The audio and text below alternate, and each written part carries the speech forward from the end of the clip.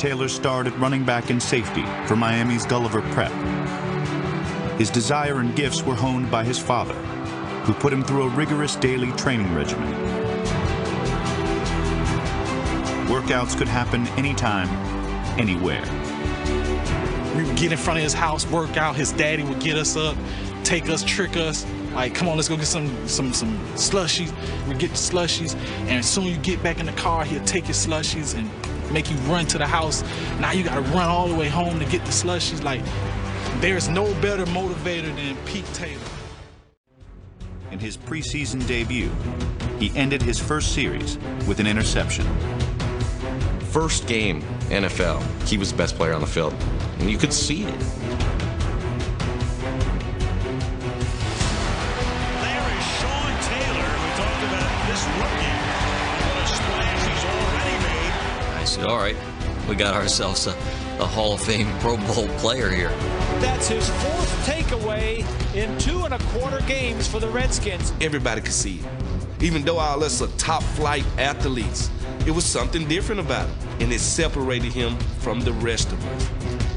We were playing against Cincinnati. We talked about this play all week, and we were like, you know, Sean, you're gonna go out there under Chad Johnson, make him throw it high, and I was gonna get to like come over the top and like be the hero.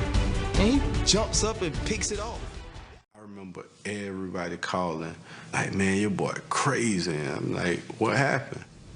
Because I wasn't watching the Pro Bowl. Ryan Morgan is going to fake it. On the run, and he's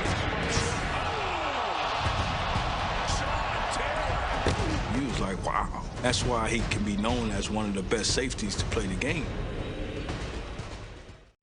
You drew it up to be a good play, and he made it a great play. He made it a turnover. He made it something mere mortals can't do. God made certain people to play football for sure. He was one of them. He was never one of those guys to be like, what you're reporting about me or the stories you hear are wrong. Here's what really happened.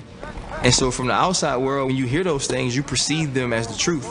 And then the misconception people have is that, okay, we hear these things about him living recklessly off the field, and we believe them because we watch him play football.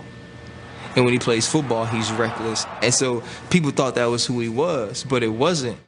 Even for his teammates, knowing what stories to believe about Taylor could be difficult, unless witnessed in person. When I first got here in '05, I used to see this BMW sitting in the parking lot all the time. And I remember asking Porter, like, who car is that? He like, oh, that's Sean's. And he giggled about it. And so I'm like, why is this car here every day? And he like, oh, Sean, man, he normally runs home. So, you know, I'm sitting here like, what? I mean, one day I caught him. I'm leaving out late, and I see him just running down the street.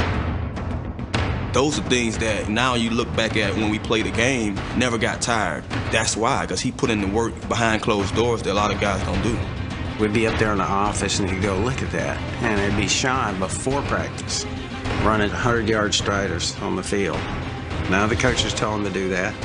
Just in his mind, that was something he felt like he should do. 2005 season, we had so much fun. Before the Eagles game, I was just like, I was so pumped up. You know, I wanted to do something different. We were on the national stage, and I'm just like, man, come on, Sean, like, let's do something. Yeah, we're getting ready to play a game, and Sean and Clinton, and they got striped socks on. What are you doing? These are the two guys who express their individuality through their wardrobe.